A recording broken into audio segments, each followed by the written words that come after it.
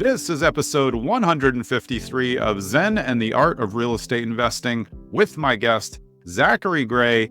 Zachary is a multifamily real estate investor who's only been at it 3 years, but he has achieved some scale with partnerships. We're going to talk all about it. Zachary, welcome to the show. Thank you so much, guys. I really appreciate you guys having me on today. Thank you, John, for allowing me to come on and hopefully provide some value to the listeners of the podcast. And happy to kick back and talk some shop and hopefully just share some of the knowledge that I've been able to accumulate over the last couple of years. Getting involved into real estate as I scale my portfolio, and really happy to be here. Yeah, man, appreciate it. And yeah, talking shop is what I like to do. That's what this is about. Yeah. Real estate investors just talking about what they do, because everybody's journey is different. In terms of your journey, when's the first time that you remember real estate being something that you thought was going to be a portal for you in the future? Yeah. So there's multiple times in my life in my early childhood in which I remember back to times in which I thought about real estate in some capacity. The first one was when I was very young. One of my parents, told me to be on my best behavior because our landlord was coming over to pick up a check for rent. And I said, well, why do we pay him? Why do we pay someone else? This is our house. And she was like, well, that's like not really how it works. And she tried to explain the concept to me of hey, this person bought the house and rented it to us. And she basically was like, yeah, we pay him and then he pays money to the bank. But normally there's a difference and he gets the difference. That doesn't seem very fair. Yeah. And I was like, and then I'm sitting there, I'm thinking about it, and I'm like, so why don't we become that guy? My high school had a really unique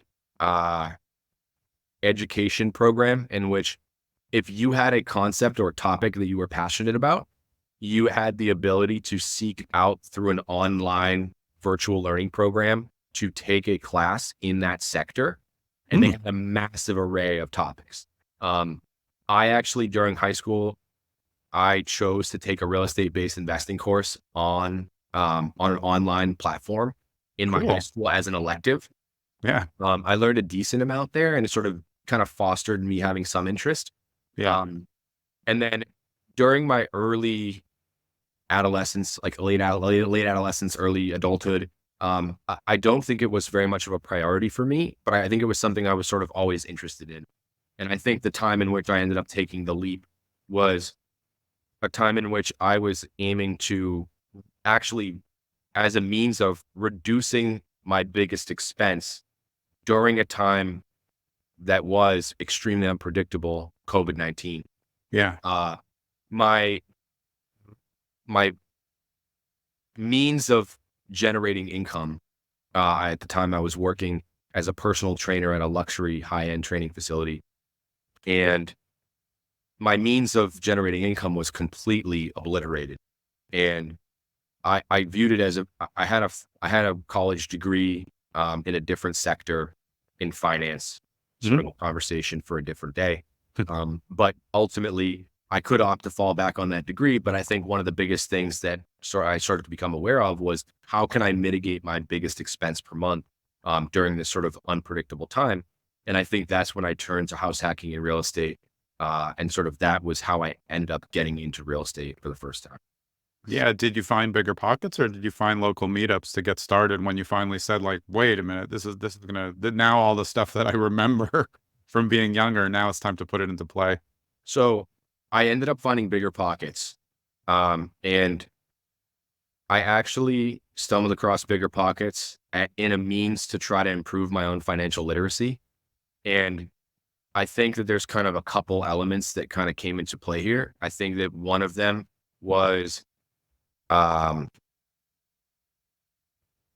basically I was taking it upon myself to start my own business. I was driving around house to house to house, personal training clients. I had a lot of in-between time, and I was using that time to begin listening to podcasts. And I was focused on trying to maximize my knowledge in regards to financial literacy because I felt like there was a really volatile period of time in which the stock market was cratering, real estate was really, fluctuating.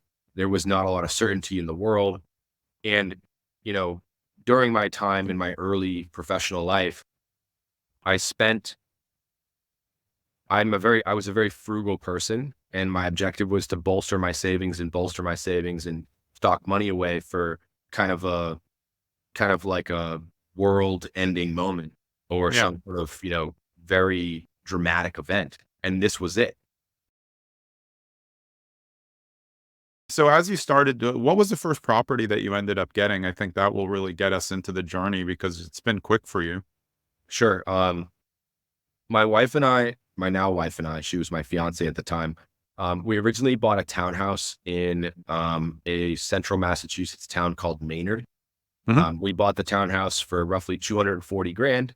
It had the ability to add a third bedroom. We ended up adding the third bedroom. We ended up selling it for 305 about a year later. We made about $65,000 on that property.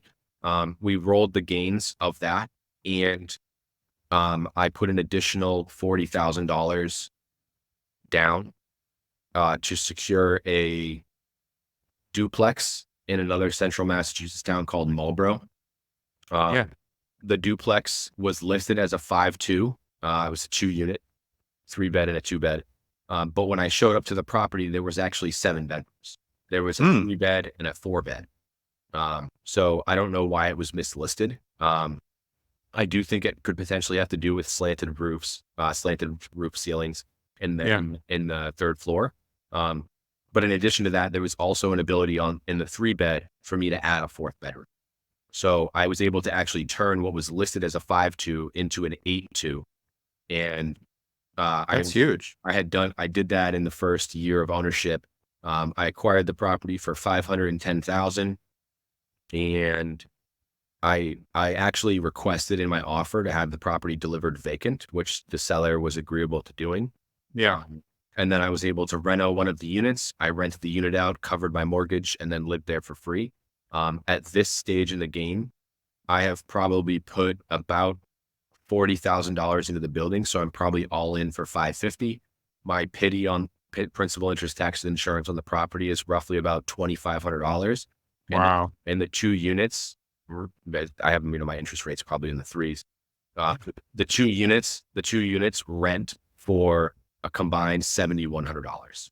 Yeah. I mean, that's super. And I mean, that's a huge, uh, you mentioned that you were listening to podcasts about adding extra, and I think it's really important that you immediately put it into play, even first in a townhouse, which is, usually regulated, so it makes it a little bit harder. But these are huge ways to do it.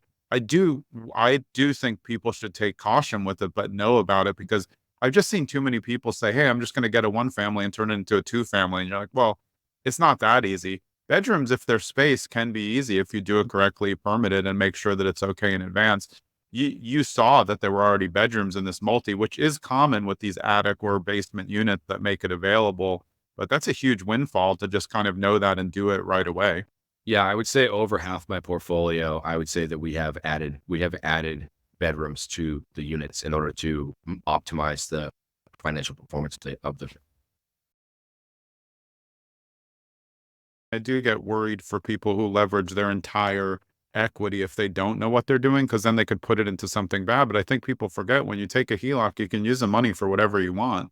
That's why it's so great. But like you said, you don't have to activate it. You get approved, you have it ready, and then you start paying on it when you activate it. But even if you have 200 in equity, some people say like, "Hey, let me use 100 grand of that right now to get going on something new." You kind of Well, had a and plan to go I along the think, way. yeah, and I think to that point, like, you know, taking a line of credit at 8% or 9%, right? We were identifying deals that were cash flowing at, 11% or 10.5%. So, I'm taking a line of credit at 8, but then I'm buying something at 9.5, right? So I'm happy to pay the bank 8 if I get a 1.5 or 2% delta and I own more property.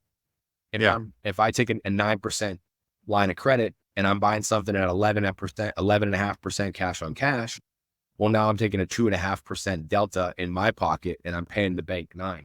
So like my point is, if you're taking a line of credit and then you're buying something that can't even pay the interest on your line of credit, this is where you get into some scary scenarios where I think this is why it's super important to be hyper vigilant on your underwriting practices. And also it's important for you to understand the power of utilizing lines of credit and leverage, but in a systematic, strategic way where the opportunity that you're taking on provides more value than the opportunity cost of the line of credit that you are taking out.